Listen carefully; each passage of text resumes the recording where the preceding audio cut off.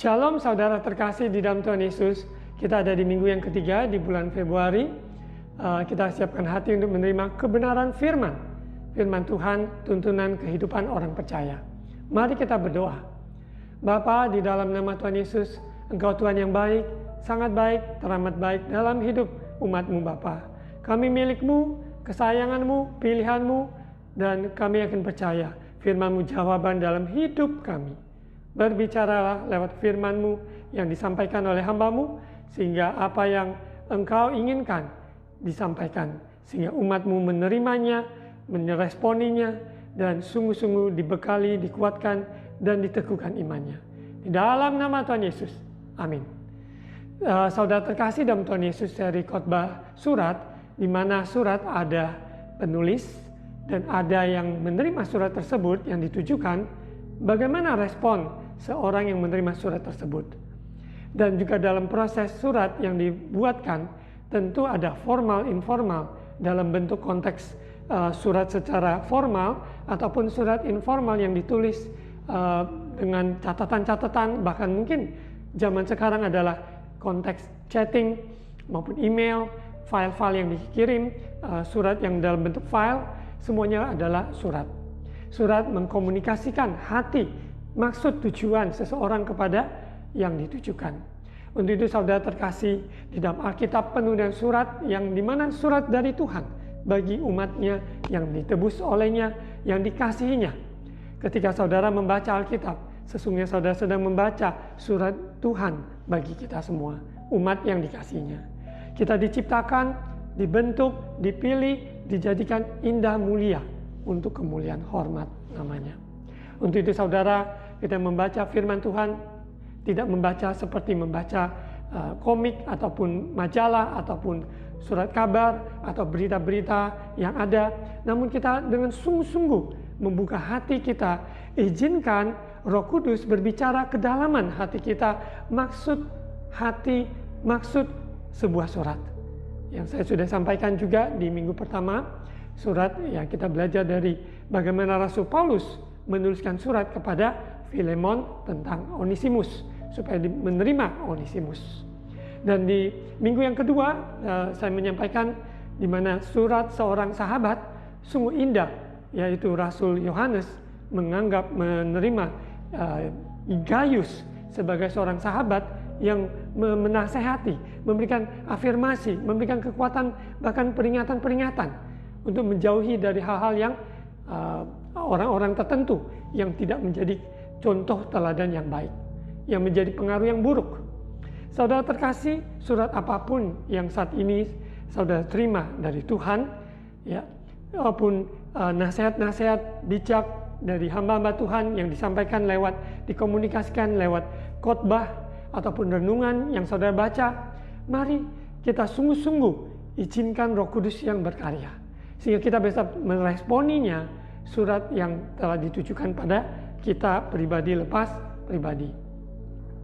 Hari ini kita akan belajar dari surat Yudas 1. Yudas di dalam surat ini bukan Yudas Iskariot, salah satu murid Yesus yang mengkhianatinya, bukan. Tapi Yudas ini ditulis yaitu setelah kelahiran Yesus kurang lebih 60 AD, ya, setelah Masehi. Kita lihat bahwa bagaimana di mana Yudas memperingati ataupun menuliskan kitab surat ini sangat mirip dengan kitab Petrus, mengingatkan bahwa ada pengajar-pengajar palsu, yaitu nabi-nabi palsu yang ada di sekitar maupun dalam pertumbuhan umat jemaat Tuhan yang harus diperhatikan supaya umat Tuhan tidak terkecoh, tidak terbawa arus ataupun ajaran-ajaran yang tidak sesuai dengan kebenaran firman. Kita akan lihat di surat Yudas ini, kita baca dulu dari ayat yang awalnya dulu sebelum kita masuk lebih dalam lagi. Salam dari Yudas, hamba Yesus Kristus, dan saudara Yakobus, kepada mereka yang terpanggil, yang dikasihi dalam Allah Bapa, dan yang dipelihara untuk Yesus Kristus. Di mana Yudas di sini adalah half brother dari Yesus, yaitu dari kandungan Maria, ibu Yesus, Namun Yesus lahir bukan karena hubungan Yusuf dan Maria, tapi karena ilham Roh Kudus yang berkarya menaungi dalam rahimnya Maria. Namun Yudas satu sama ibu tetapi beda bapa. Dan kita bersyukur bahwa lewat surat Yudas ini kita akan belajar banyak hal bagaimana untuk persevere, bagaimana untuk bertekun di tengah-tengah kondisi situasi yang menghimpit. Dalam konteks ini adalah ajaran-ajaran yang sesat, nabi-nabi palsu yang ada, guru-guru palsu dan sebagainya. Yudas menuliskan ini, dia seorang hamba Yesus Kristus, saudara Yakobus, kepada mereka yang terpanggil yang dikasih oleh Allah Bapa, dipelihara untuk Yesus Kristus. Rahmat, damai sejahtera, dan kasih kiranya melimpahi kamu. Selalu surat diawali dari salam, pernyataan, maupun juga nantinya ditutup juga dengan salam dan ucapan berkat. Kita lihat bahwa 1 dan 2 ini adalah pendahuluan dari surat Yudas 1. Hanya satu pasal. Kita belajar sebelum kita masuk di ayat 3, 4 dan berikutnya, ya mari kita baca dulu di ayat yang ke-17. Ya, ayat 17 sebagai konteks utamanya, ayat 17 sampai 23. Nanti kita akan lihat baru di ayat 3, 4 dan berikutnya.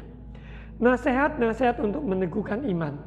Bahasa Inggrisnya adalah a call to persevere. Seruan untuk bertekun.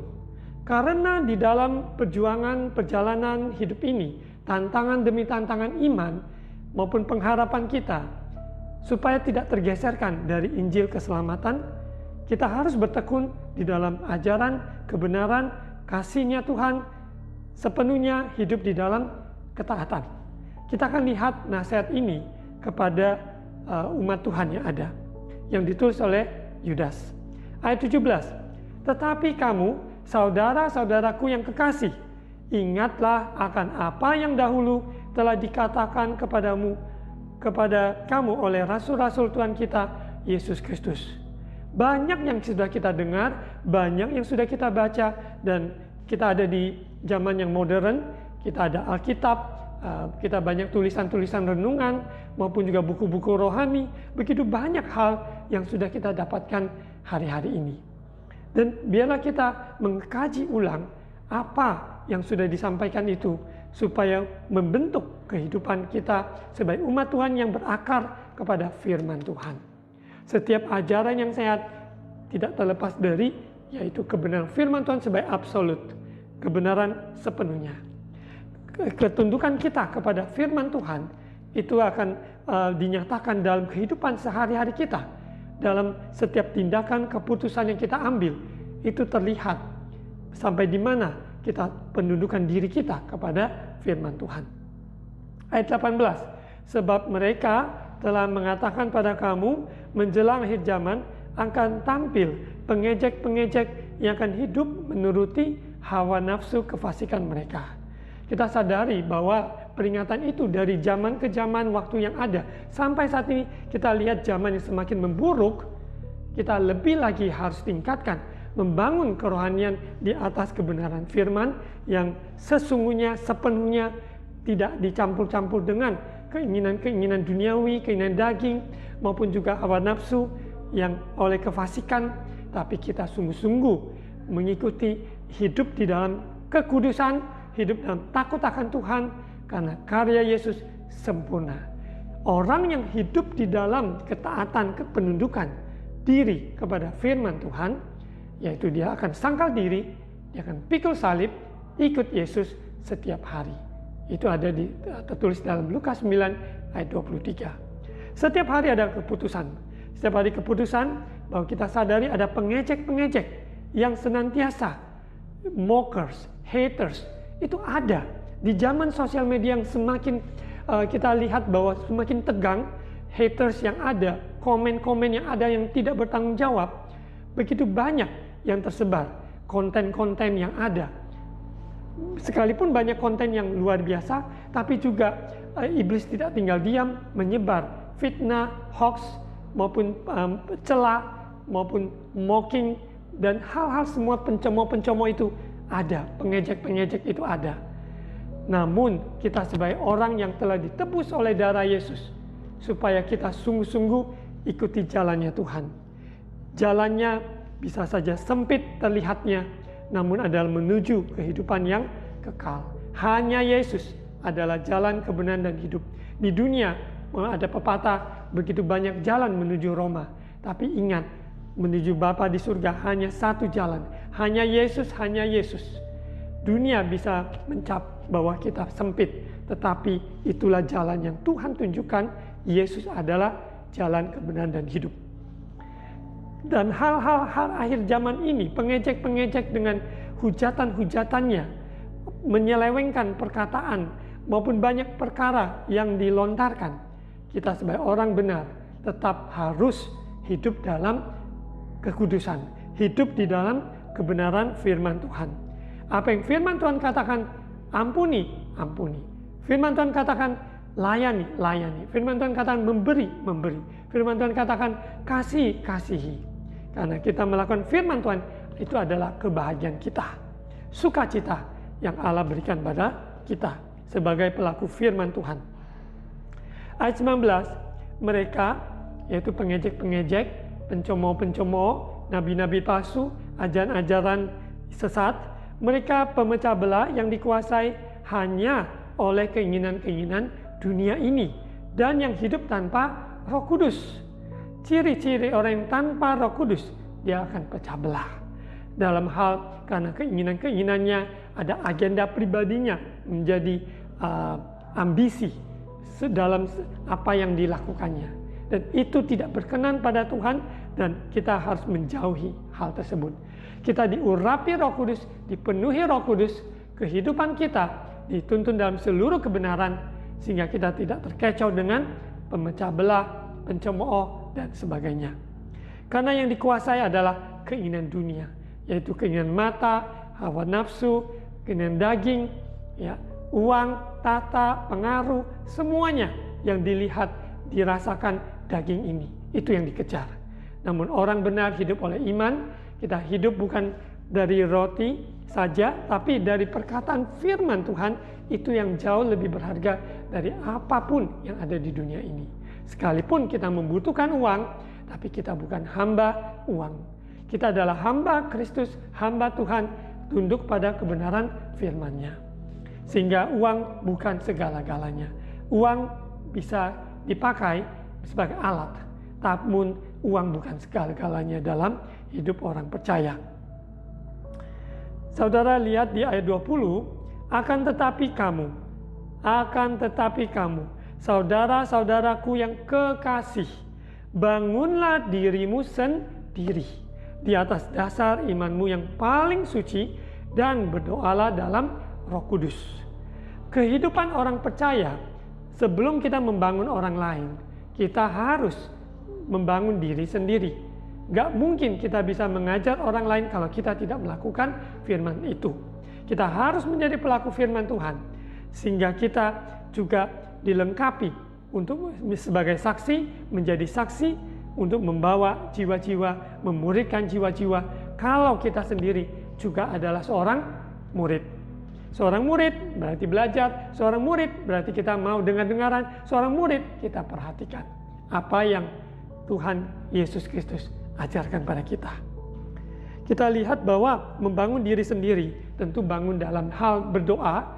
Doa bukan sebuah rutinitas event, tapi doa adalah hubungan, komunikasi kita manusia dengan Allah Bapa di surga, di dalam persekutuan, di dalam Kristus.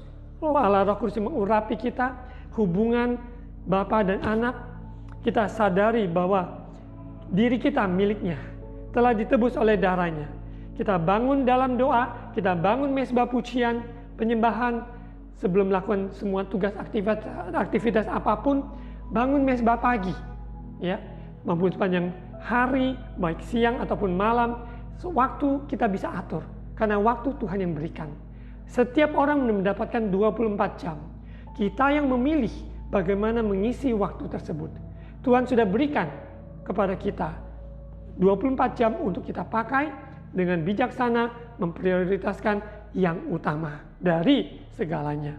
Dalam hal berdoa, dalam hal membaca firman teratur yang kita baca, boleh ikut dari Alkitab Bible Reading Plan annual, ataupun juga saudara bisa membaca mulai dari Mazmur, Amsal, per pasal, ataupun beberapa pasal di kitab Perjanjian Baru, Perjanjian Lama.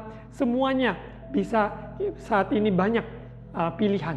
Bisa kita pakai dari aplikasi ya, aplikasi download tentang Bible Plan. Saudara terkasih, kalau kita menyadari di tengah-tengah kondisi zaman yang semakin buruk, kita harus membangun diri kita dalam doa, pujian, dalam firman. Sehingga kehidupan kita sungguh-sungguh dimanapun berada, selalu menyatakan Tuhan baik. Tuhan baik dari perkataan, perbuatan, hasil karya kita. Orang sekitar kita melihat perbuatan yang baik, mereka memuliakan Bapa kita di surga. Saudara terkasih, kita lihat di 1 Petrus 4 ayat 7. 1 Petrus 4 ayat 7. Kesudahan segala sesuatu sudah dekat. Kita sudah ada di penghujung ujung akhir zaman. Karena itu kuasailah dirimu dan jadilah tenang, supaya kamu dapat berdoa. Kehidupan kita, kesesakan yang kita alami, ujung-ujungnya Tuhan membentuk kita supaya kita berdoa. Bertekun dalam doa.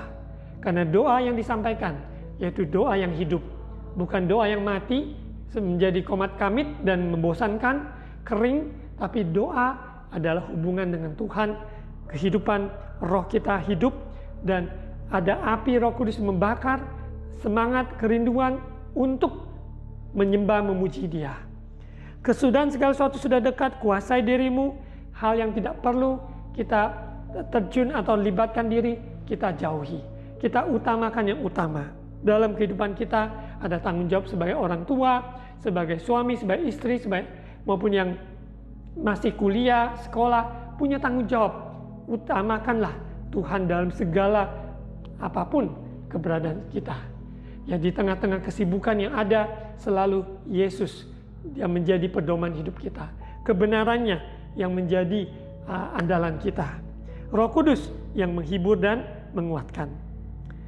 Jadilah tenang supaya kamu dapat berdoa. Itulah yang Tuhan kehendaki di akhir zaman ini. Kita baca lagi Roma 12 ayat 12. Roma 12 ayat 12. Bersukacitalah dalam pengharapan, sabarlah dalam kesesakan, dan bertekunlah dalam doa. Menghadapi kesulitan hidup, kesusahan yang ada, sulit tentunya untuk bersukacita. Namun firman Tuhan mengingatkan kita, bersukacitalah. Karena dengan bersukacita di tengah pengharapan, kita sadari ada kekuatan baru.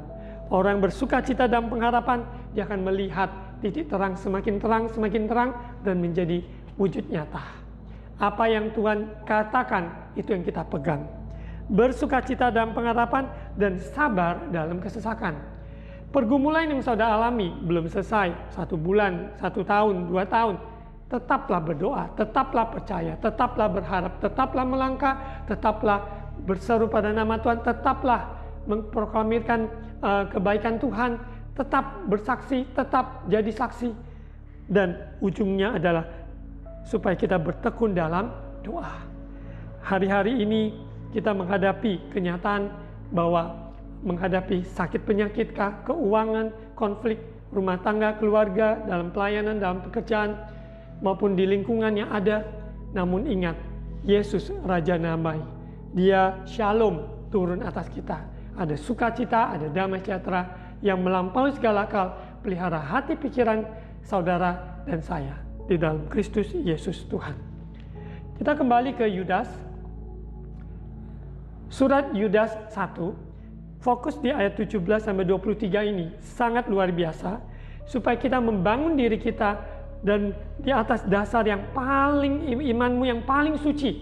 Tidak ada yang lain, hanya Yesus, hanya Yesus, hanya Yesus. Batu karang yang teguh. Tidak ada fondasi yang lain. Yesus, He's the cornerstone. Dia adalah batu penjuru. Olehnya kita diselamatkan. Dan berdoalah dalam Roh Kudus. Saudara, ini bukan hal denominasi mana, bukan. Ketika orang yang dipenuhi Roh Kudus, diurapi Roh Kudus, dipimpin Roh Kudus, hidupnya sungguh-sungguh alami mukjizat-mukjizat, kekuatan supernatural maupun nasihat, hikmat, marifat, semuanya yang Roh Kudus karyakan, kerjakan dalam hidup orang percaya. Mengaktifkannya dengan kita mempercayai, mengundang karyanya dalam hidup kita. Roh Kudus, roh lemah lembut, roh kebenaran, roh penghibur, roh sukacita, damai sejahtera turun atas setiap kita semua. Ayat 21, peliharalah dirimu demikian dalam kasih Allah. Dalam kasih Allah sambil menantikan rahmat Tuhan kita Yesus Kristus untuk hidup yang kekal.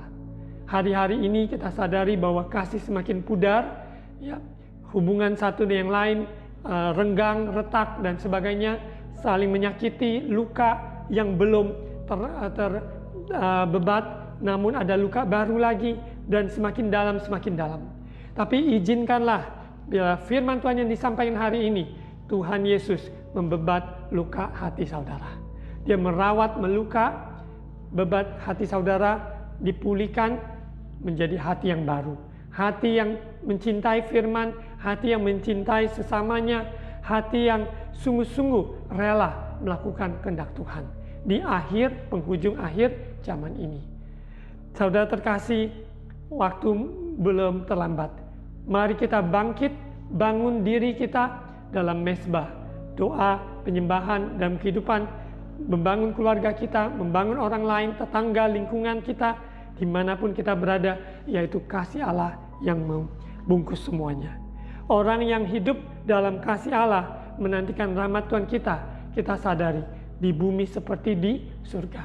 Kita alami yaitu kasih yang sempurna Kristus dalam kita dari hari ini sampai Maranatha, sampai kekalan bersama Bapa di surga. Ayat 22, tunjukkanlah belas kasihan kepada mereka yang ragu-ragu. Selamatkanlah mereka dengan jalan merampas mereka dari api. Tetapi tunjukkanlah belas kasihan yang disertai ketakutan pada orang-orang lain juga, dan bencilah pakaian mereka yang dicemarkan oleh keinginan-keinginan dosa. Ada saudara kita, teman kita, tetangga kita, keluarga kita, mulai dari keluarga kita, saudara kita, kenalan, teman, kita sudah hidup di dalam kebenaran. Kita sadari ada orang-orang yang perlu, yang Tuhan pakai kita untuk merampas mereka, di mana jalan mereka yang keliru, supaya rampas mereka ada di dalam jalan yang benar. Lewat doa, diawali dari doa, dari nasihat, dari bimbingan, semangat, kekuatan, mendorong sesama kita. Bukan menghakimi mereka, bukan mencela mereka, tetapi membangun mereka, supaya mereka merasakan kasih dari Tuhan, membebaskan mereka, memulihkan mereka, sehingga mereka lebih dari pemenang. Dalam perjalanan ini tentunya kadangkala kita yang mungkin bisa lemah, tapi Tuhan memakai orang lain atau sesama kita, mendoakan kita, menguatkan kita. Hendaklah kita kuat juga mendoakan orang lain, menguatkan yang lain yang sedang lemah.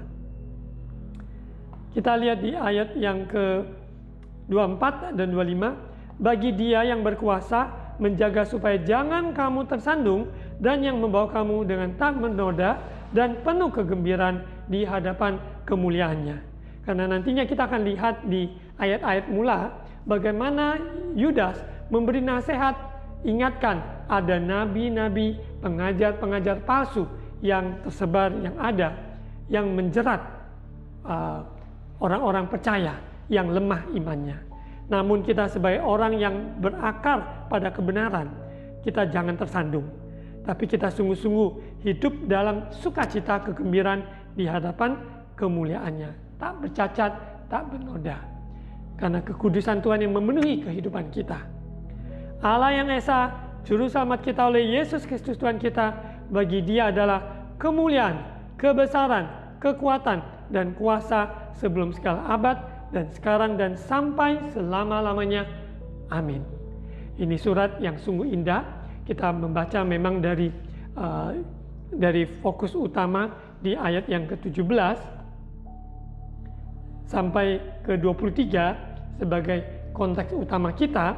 Namun kita akan lihat lagi di ayat-ayat sebelumnya supaya kita bisa mengerti mengapa Yudas menuliskan surat ini, menghimbau, mengingatkan kepada kita sekalian yang ada di penghujung akhir zaman. Karena firman Tuhan itu dapat menembus zaman, era yang ada. Karena firman Tuhan itu timeless truth, ya, kebenaran yang abadi. Kita lihat di ayat-ayat sebelum 17, ya. Saya akan membaca ayat 3. Saudara-saudaraku yang kekasih, ini adalah permulaan awal setelah salam. Ini adalah awal dari surat Yudas. Saudara-saudaraku yang kekasih, sementara aku bersungguh-sungguh berusaha menulis pada kamu tentang keselamatan kita bersama. Aku merasa terdorong untuk menulis ini pada kamu dan menasihati kamu supaya kamu tetap berjuang mempertahankan iman yang telah disampaikan pada orang-orang kudus. Tadi di ayat 17 jelas sekali, ya, kita membangun diri kita dalam doa, dalam Roh Kudus. Hari-hari ini kita perlu perjuangan, bukan kekuatan kita, tapi Roh Tuhan yang ada di dalam hidup kita membangkitkan kita. Kuasa kebangkitan Yesus Kristus membangkitkan kita. Ayat 4, sebab ternyata ada orang tertentu yang telah masuk menyelusup. Menyelusup berarti tidak terang-terangan, tapi dia ada di antara, dia menyelusup di tengah-tengah kamu, yaitu orang-orang yang telah lama ditentukan untuk dihukum. Mereka adalah orang-orang yang fasik, yang menyalahgunakan kasih karunia Allah kita untuk melampiaskan hawa nafsu mereka dan yang menyangkal satu-satunya penguasa dan Tuhan kita, Yesus Kristus. Sepertinya mereka orang percaya, sepertinya mereka percaya Tuhan, sepertinya mereka pengikut Yesus, tapi sesungguhnya mereka menyangkali karya Yesus karena mereka tetap hidup dalam dosa. Jadi disebut orang fasik, orang yang sudah menerima keselamatan, kebenaran maupun kasih karunia, dia tidak akan mempermainkan Tuhan. Orang yang mempermainkan Tuhan dan itu akan menanggung akibatnya. Karena menyalahgunakan kasih karunia, dianggap grace adalah license untuk berbuat dosa.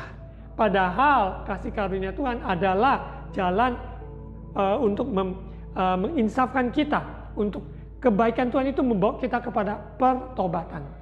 Tuhan menghendaki pertobatan dalam hidup kita. Jadi kita tidak bisa mengatasnamakan kasih karunia untuk semena-mena berbuat melanggar maupun firman Tuhan. Dan ini harus berulang-ulang disampaikan pada umat Tuhan bahwa hidup ini ada pertanggungan jawab. Pertanggung jawab di hadapan Tuhan pada sesama kita. Kita harus benar-benar dapat dipercaya. Kita harus hidup kudus, hidup takut akan Tuhan. Orang-orang tersebut menyelusup dan mereka melampiaskan hawa nafsu mereka, bahkan menyangkal satu-satunya penguasa Tuhan kita, Yesus Kristus. Mungkin mulut mereka tidak menyangkal, tapi perbuatan mereka sudah menyangkali. Untuk itu saudara, kita harus mawas diri dalam perkataan dan perbuatan kita, sungguh-sungguh mengakui Yesus dalam segala hal. Ayat 5, tetapi sekalipun kamu telah mengetahui semuanya itu dan tidak meragukannya lagi, aku ingin mengingatkan kamu bahwa memang Tuhan menyelamatkan umatnya dari tanah Mesir, namun sekali lagi membinasakan mereka yang tidak percaya. Orang yang percaya diselamatkan, yang tidak percaya menerima hukuman. Kita bersyukur, berbahagia orang yang mendengar Injil dan menerimanya diselamatkan. Kehidupan kita ditunjukkan dalam pertobatan kita sehari-hari.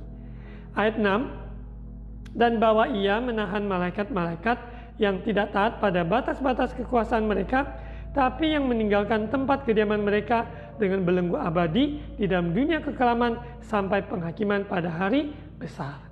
Kita sadari bahwa ada penghakiman besar yang nantinya harus kita hadap.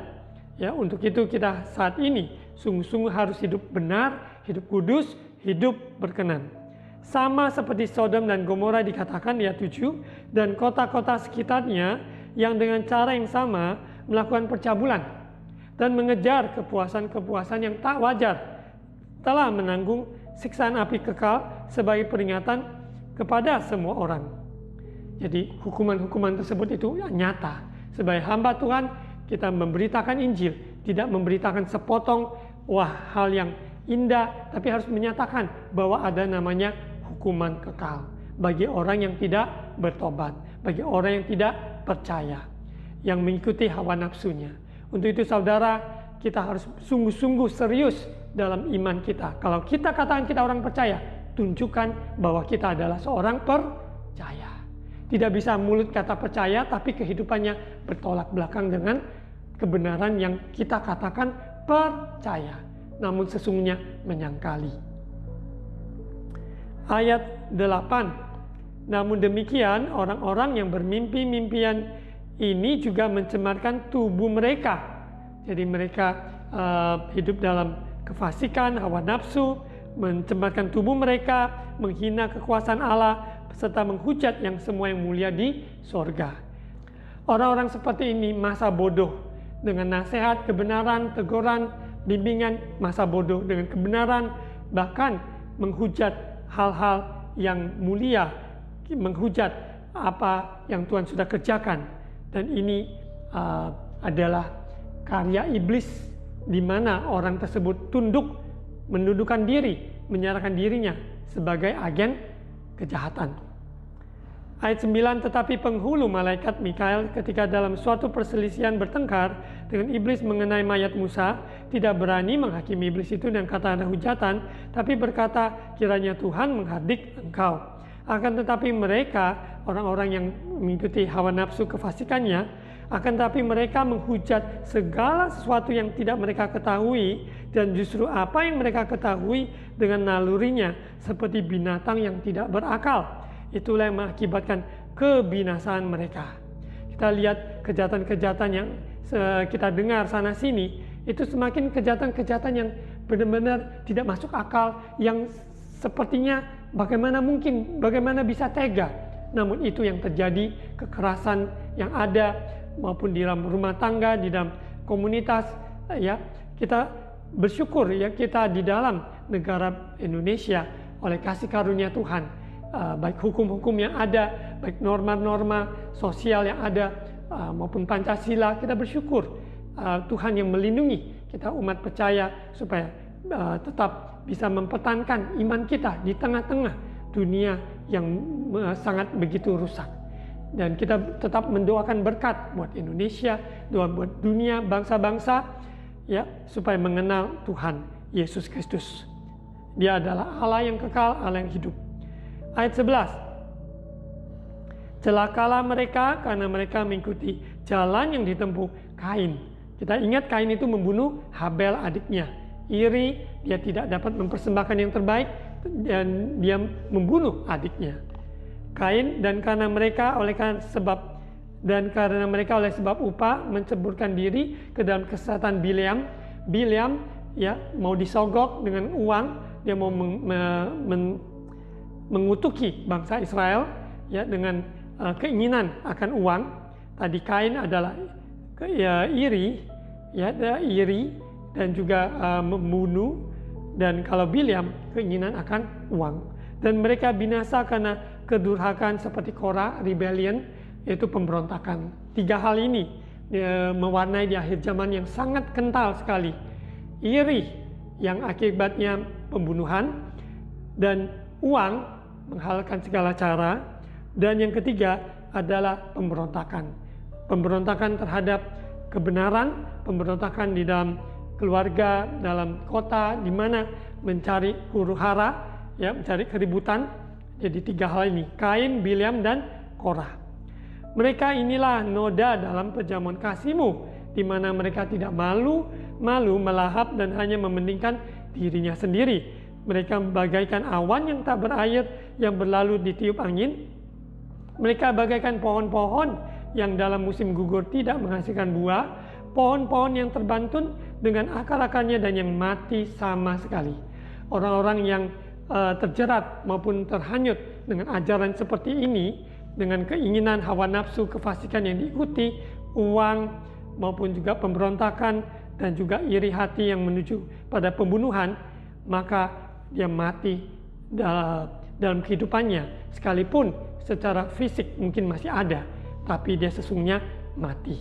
Ya, mereka bagaikan ombak laut yang ganas yang menimbuhkan keaiban mereka sendiri. Mereka bagaikan bintang-bintang yang baginya telah tersedia di tempat dunia kekelaman untuk selama-lamanya wandering. Ya, juga tentang mereka Henok keturunan ketujuh dari Adam telah bernubuat katanya. Kita ingat Adam keturunan Henok ya adalah Henok orang yang berjalan bergaul karib dengan Tuhan. Dia tidak mati namun diangkat hidup-hidup.